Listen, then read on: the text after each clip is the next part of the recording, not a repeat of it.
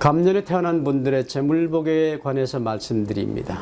이 태생들은 부동산과 인연이 많습니다.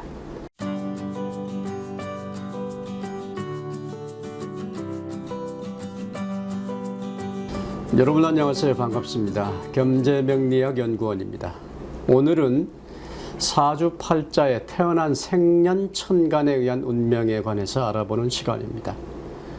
생년천간, 갑목, 즉 갑년에 태어난 분들의 일반적 운명에 관한 이야기입니다. 사주천간은 갑을병정, 무기경신, 임계 이렇게 10자로 구성되어 있습니다. 오늘은 첫 번째 순서로 갑년에 태어난 분들의 이야기입니다. 갑년생이라면 갑자생 쥐띠, 갑인생 호랑이띠, 갑진생 용띠, 갑오생 말띠, 갑신생 원숭이띠, 갑술생 개띠들을 말합니다.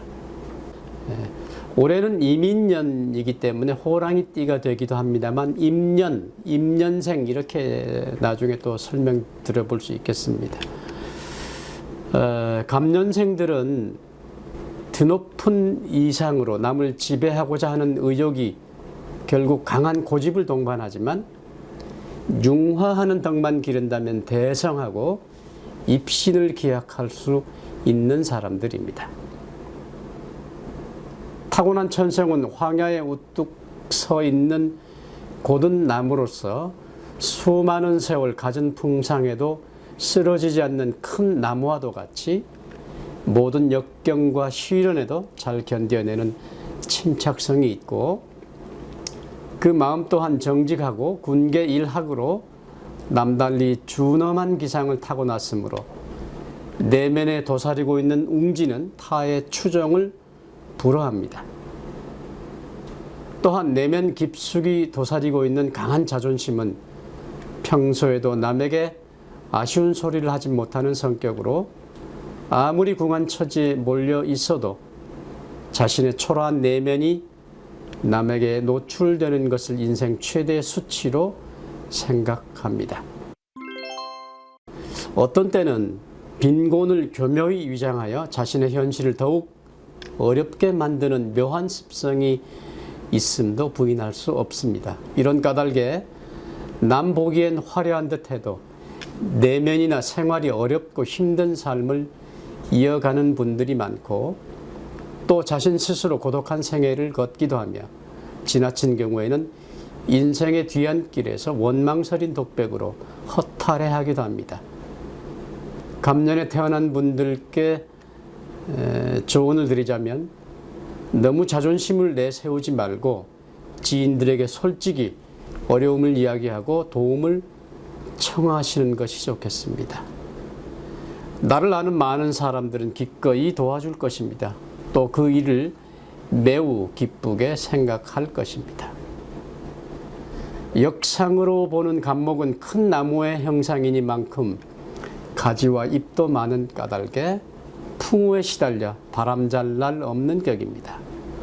성격적으로는 외성적인 것 같아도 실상은 내성적인 면을 갖추고 있고 순간순간 명랑함과 우울함이 이중적 변화의 상을 보이는 분들이 많습니다. 때문에 어떤 때는 금방이라도 하늘에 오를 듯 혹은 천리를 뛸 듯 하다가도 일시에 풀이 주고 움츠러드는 내성을 타고났으며 일단 노기가 충천했다가도 금세 풀어져서 곧 화해하게 되고 내면에 인정도 많은 반면에 담백한 기질도 있습니다. 갑목은 하늘을 향해 곧게 뻗는 향천성을 뜻하는 까닭에 이상은 하늘을 찌르고 고집은 참으로 세서 이것이 지나친 경우에 스스로 인생의 좌절과 실패, 불운에 떨어져 남몰래 시리의 도가니에서 홀로 오랜 시간 애태우기도 합니다.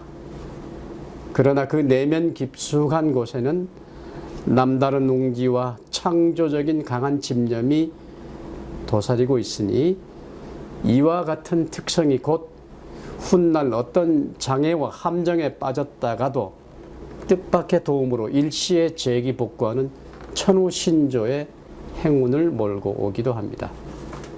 다만 자신도 알 수 없는 독선적인 고집 때문에 심지어는 자식이나 부인과도 성격적 화합이 어려워 노년에는 좋은 환경을 두고도 홀로 쓸쓸한 운명을 맞기도 하는 것이니 유의할 일입니다. 이 점만 유념하여 주여의 융화를 도모해 나간다면 그 운명 또한 매우 진취적이며 말년의 복록을 기억할 수 있겠습니다. 특히 이 태생은 가족은 물론 사회 전반에 걸쳐 조화의 정신을 갖는 것이 매우 중요한 일입니다. 이 조화야말로 삭막한 삶의 길에 활기를 불어넣는 윤활유가 될 것이고 인생의 진미라고 할 수 있겠습니다. 갑년에 태어난 분들의 재물복에 관해서 말씀드립니다. 이 태생들은 부동산과 인연이 많습니다. 작든 크든 부동산에 투자하여 재산이 축적될 수 있도록 하는 것이 이 태생의 재산 축적 방법이 되겠습니다. 또한 이 태생들은 마음의 자존심이 남달라서 어려운 일을 당한 사람을 그냥 지나치지 못합니다. 그러니 현금을 지니고 있으면 빌려줘서 못 받는다든지 필요 없는 물건들을 구입한다든지 해서 돈을 모을 수가 없습니다. 재물을 키워가는 방법은 부동산으로 하시는 것이 좋겠습니다. 초년에는 비록 실패가 따르나 말년으로 갈수록 좋아지는 운세이니 비록 지금은 어렵더라도 절대로 비관하지 말고 꿋꿋이 앞으로 나아가시기 바랍니다. 서로 성질을 달리하는 둘 이상의 요소가 하나의 전체적인 통일을 이루고 있을 때 우리는 이것을 조화롭다라고 합니다.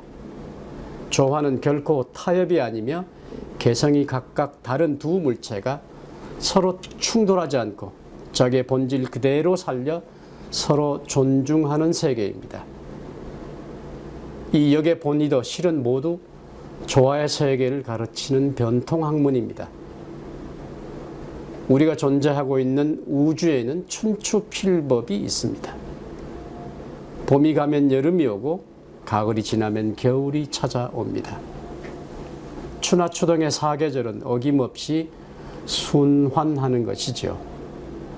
어두운 밤이 지나면 밝은 낮이 되듯 밤과 낮의 교체는 영원을 두고 변치 않는 질서인 것입니다. 눈을 들어 밤하늘을 관조하면 수십억을 헤아리는 무수한 별들이 저마다 제 위치를 지키고 제 궤도를 돌 때 결코 서로 충돌하는 일이 없습니다. 그것은 참으로 놀라운 질서이며 아름다운 세계가 아닐 수 없습니다. 일찍이 노자는 도덕경에서 다음과 같이 갈파했습니다. 삼라 만물의 모든 자연에는 그들만의 소리가 있고 천체의 운행에서 아름다운 음악을 듣는다.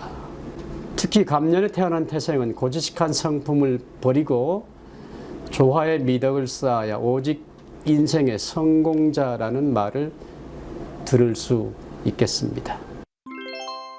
지금까지 갑년에 태어난 분들의 성격과 운세에 관해 말씀드렸습니다. 다음에도 좋은 정보로 다시 찾아뵙겠습니다. 건강하십시오. 감사합니다.